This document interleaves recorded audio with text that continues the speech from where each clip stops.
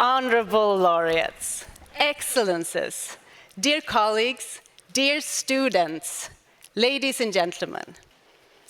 Today, economists widely agree that long-term economic growth is powered through technological progress.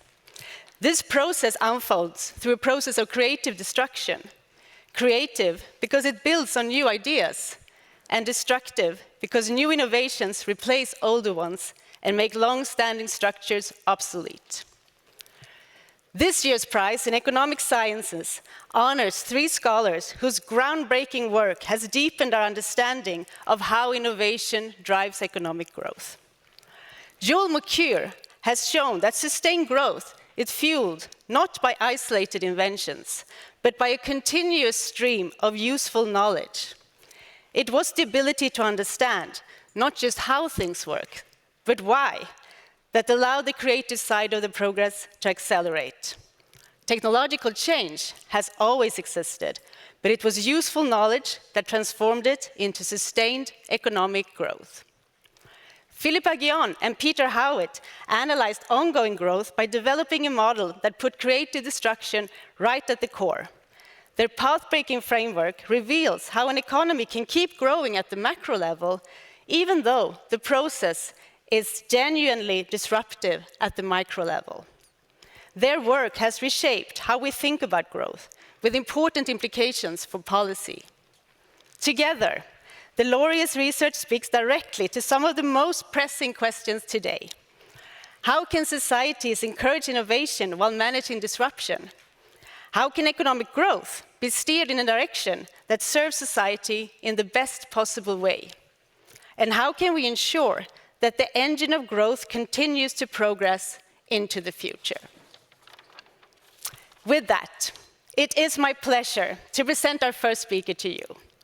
Mokyr, born in 1946 in Leiden in the Netherlands, with a PhD from 1974 from Yale University in the United States.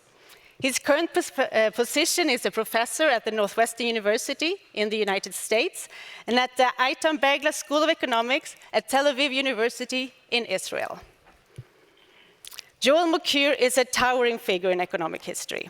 His boundless energy and extraordinary ability to understand the greatest mysteries of social sciences has left an enduring mark on the field. He makes every colleague and student feel like a part of his large academic family. And as he says, I have no former students, just students. Professor Mokyr, we so much look forward to being your students for the next couple of minutes. It's an honor to welcome you onto the stage.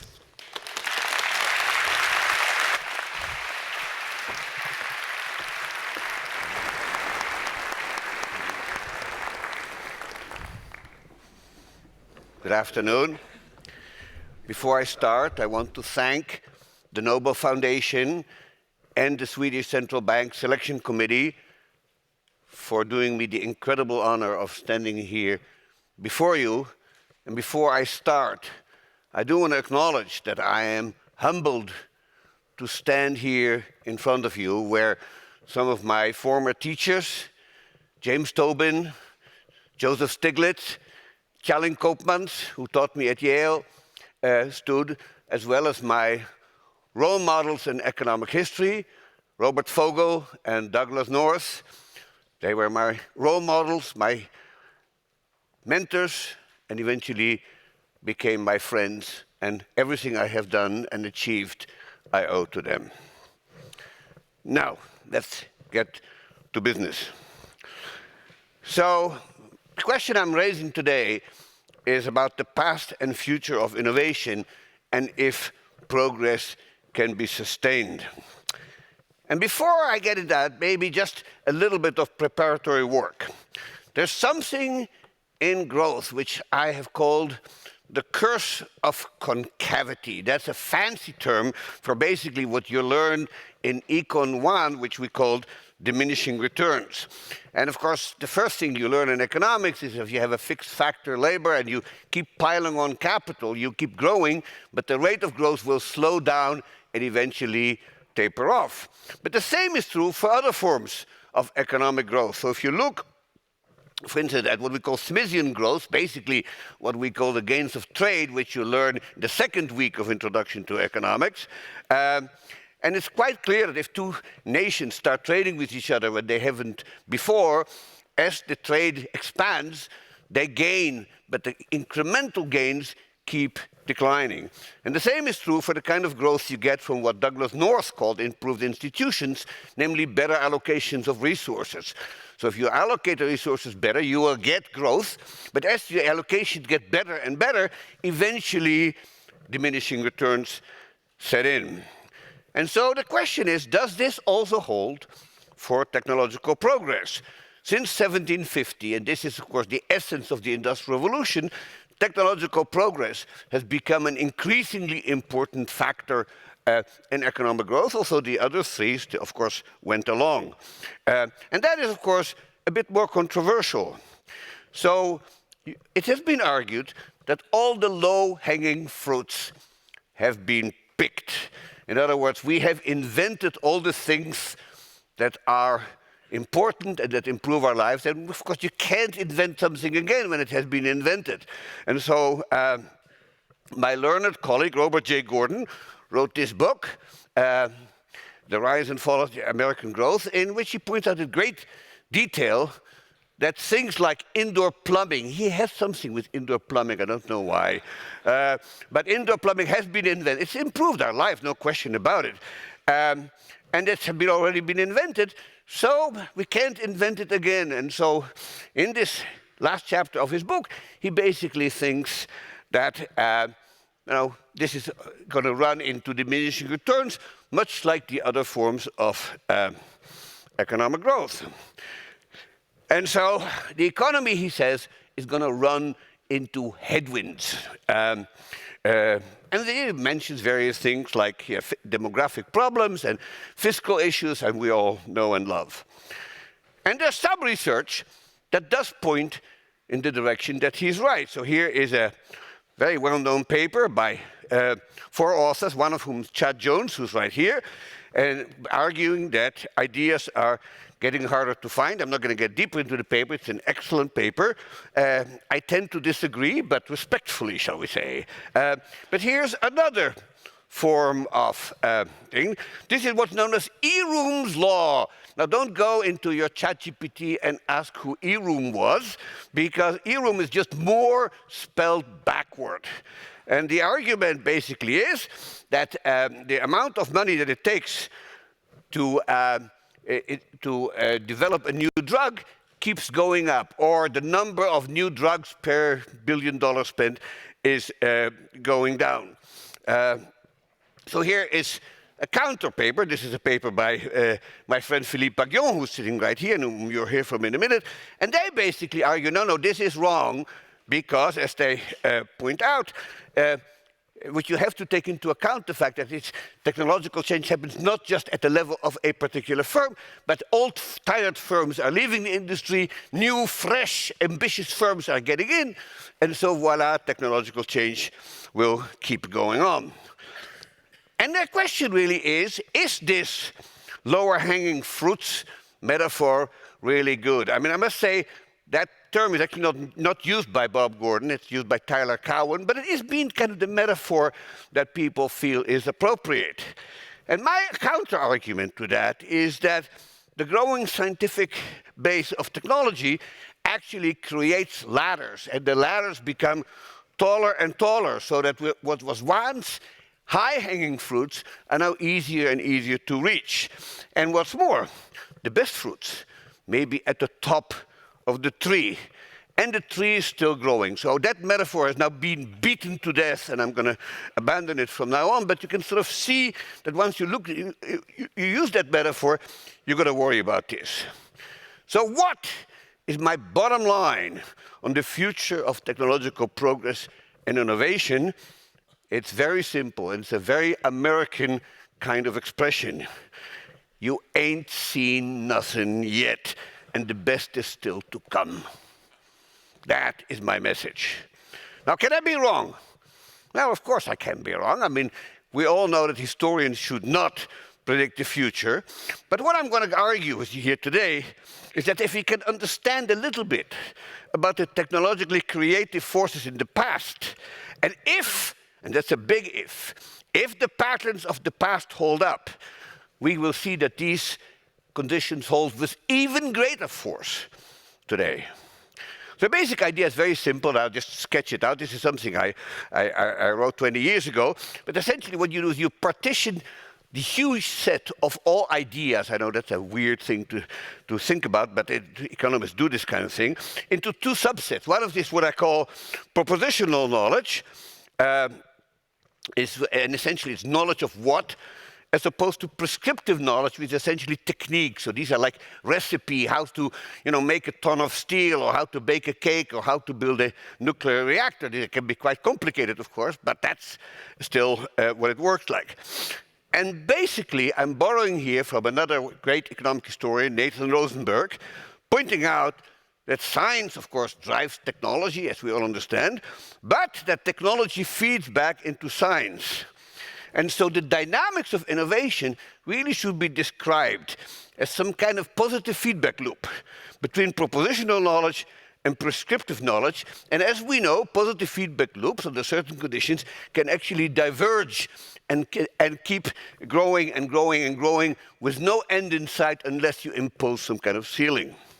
And so here is one empirical regularity that I think history demonstrates over and over again.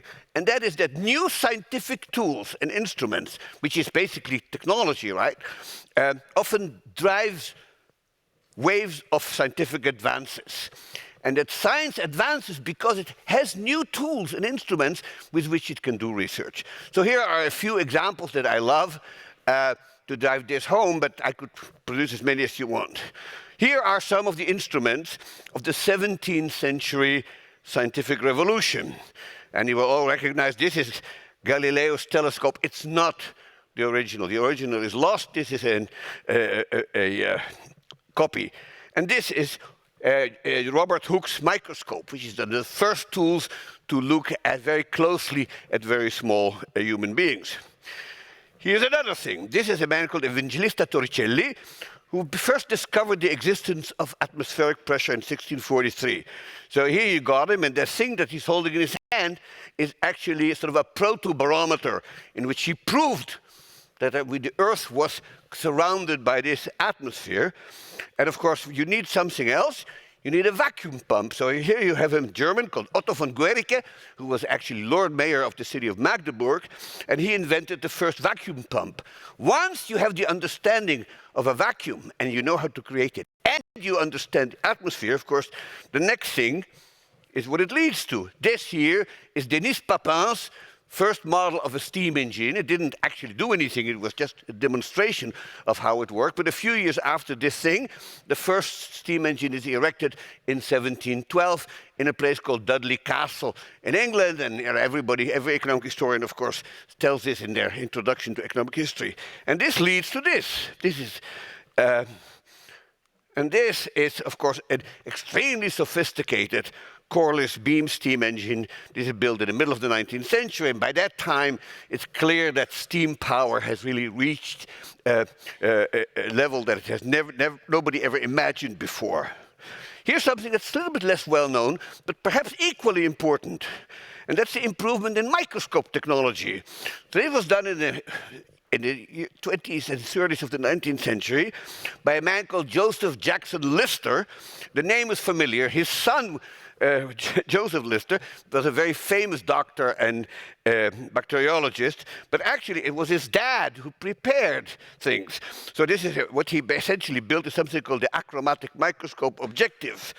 And the problem he solved was that the early microscopes, also you could see things much better, was still distorting and caused by something called spherical aberration, which caused blurry images. So here you got Lister with his new microscope, and there you have the microscope. So that was, it's not a well-known invention, but it's actually critical because, of course, that innovation made it possible to clearly see cells and bacteria and find tissue structures which was, of course, crucial for medical research.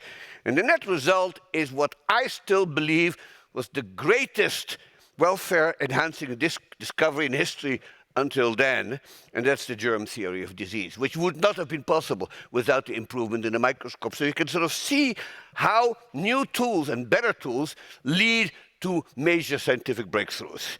Now, of course, that feedback loop holds a fortiori for the 20th century, and here is maybe the most prominent one, and that is X-ray crystallography. So X-ray crystallography has led to at least 20 Nobel Prizes. Here are two of them that have probably started it. This is a man called Max von Laue, who received the Nobel Prize in 1914.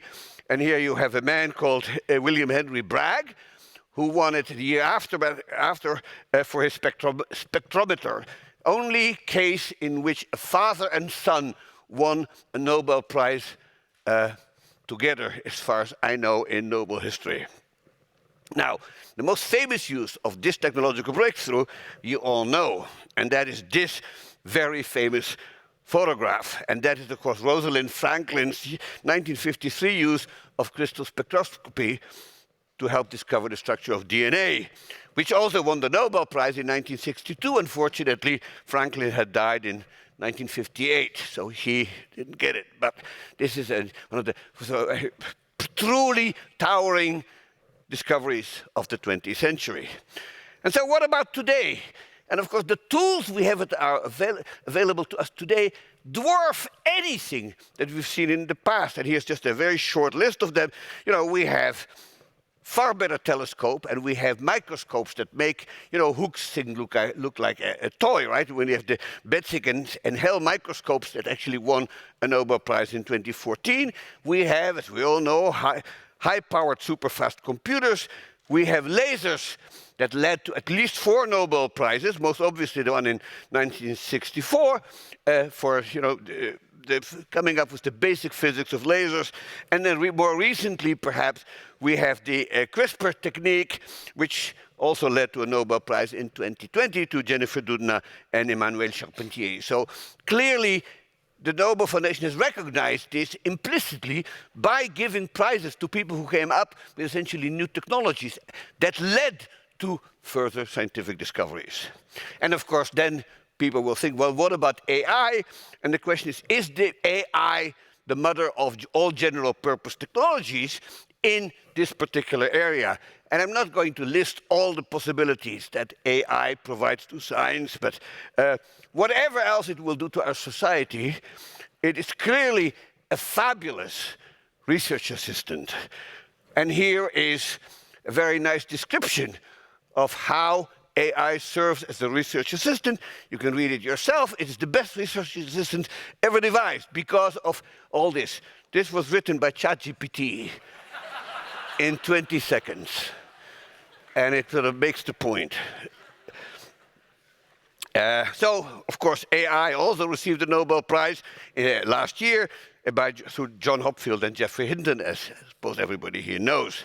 So here is a very short list of the various things that AI can do for scientific research. And it's very hard to think of any field of scientific endeavor that will not benefit from AI. So I'm not going to read all this to you because you've all known it. But here is a graph that will perhaps demonstrate this. This is machine learning, and this is the number of articles that are published that use machine learning. And you can sort of see, you know, that this has this sort of famous hockey stick kind of form in which for a long time nothing happens, and then all of a sudden it sort of takes off. So here is the big question. What can go wrong? And one concern that I will talk about today is institutions. And for that, I will go back to my great mentor, Douglas North.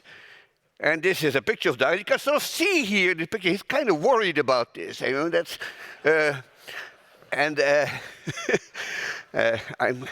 knew him well, a wonderful man. So maybe we should ask the first question, what kind of institutional environment supports innovation? And I pulled out 4 items from a much longer list that I think matter most, but people may disagree with that. The first is, and this is the economist speaking, we need incentives. All right? Scientific and technological advances are not made by the population at large. They are made by what I have called the upper tail of the human capital distribution. So this is the smartest, most creative people in society who come up with these ideas, and the vast bulk of people, essentially just watch this and maybe they carry out the ideas, but the actual insights come from very few people. They have to be incentivized. Secondly, we need a competitive, open and free market for ideas. We don't want to live in a world in which the market for ideas is monopolized by something, say, like the medieval Catholic Church or the Communist Party in the Soviet Union or something like that. You want to have a great deal of diversity in the market for ideas, in which people come up with new ideas all the time, and they can advertise them as much as they want. Now, mind you, 99 out of 100 of these new ideas are probably garbage. But that is the nature of the process. Then I think what is important is freedom of movement. You really want to have a world in which creative persons and original thinkers should be able to move about to wherever they choose and wherever they can be the most productive. And finally, what you need is some kind of authority of a government. But the government, to my way of thinking, should be kind of Goldilocks, sort of not too controlling, as it is, for instance, in China, and certainly as it was in the Soviet Union, but also not too absent, which is the direction in which the United States is moving, but a government that sort of sits in the middle, and it guides, and it advises, and it regulates a little bit, but it still lets the forces of free markets operate. And I have argued at great length that these kind of four conditions held increasingly in Europe between 1450 and 1750, the sort of 3 centuries leading up to the Industrial Revolution. And that is the kind of environment that led increasingly to incredibly creative, innovative people. And here's a list of them: Spinoza and Hume, James Watt and Adam Smith, Lavoisier and Euler, Alessandro Volta, Ludwig van Beethoven. I mean, these are all people who came up with brand new ideas in an environment that supported them, if not perfectly, at least far better than anything in the past. So then the question is, do these conditions hold today? And I would put it this way: the incentives in propositional knowledge, in science, are still there, and they're stronger and larger and more pervasive than ever. The market for ideas today provides unprecedented rewards and incentives to successful intellectual innovators, particularly in science. So what we do is we have hundreds of thousands of people who work in intellectual endeavors, most of them, but not all, in universities. And then what do we offer them? We offer them what most of these people need more than anything else, which is financial security, which is tenure. And of course, in research institutions, you can get things like named chairs. Then we have rewards. And of course, there's a whole pyramid of rewards, at which the Nobel Prize and the Abel Prize presumably stand at the very peak. But there are many, many other rewards: membership in academies and prizes for the best paper in this and the best book in that, honorary degrees.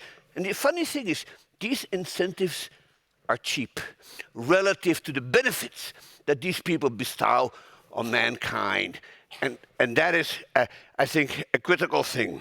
Now, of course, in addition to that, for people who care about this, there's name recognition, there's fame through mass media, both print and electronic, and perhaps most important, of course, these things lead to peer recognition, which is what many of academics really want. They want to be respected by their peers, by other people like themselves.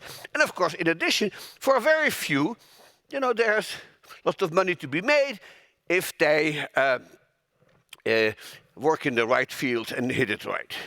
Now, some of these incentives are already noticeable in about 1500.